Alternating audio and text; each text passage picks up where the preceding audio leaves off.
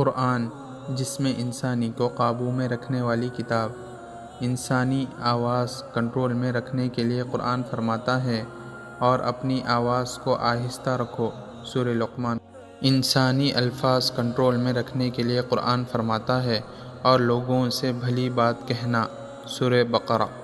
انسانی آنکھ کو کنٹرول میں رکھنے کے لیے قرآن فرماتا ہے اور مومن مردوں سے کہہ دو کہ وہ اپنی نگاہیں نیچی رکھے اور اپنی شرمگاہوں کی حفاظت کرے، سورہ نور۔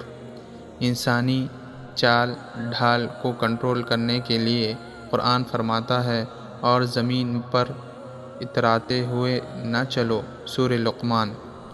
انسانی حرص و طمع کو کنٹرول کرنے کے لیے قرآن فرماتا ہے اور تم ان چیزوں کی طرف ہرگز آنکھ اٹھا کر بھی نہ دیکھو جو ہم نے مختلف لوگوں کو مزے اڑانے کے لیے دے رکھی ہیں، سورہ الحجر۔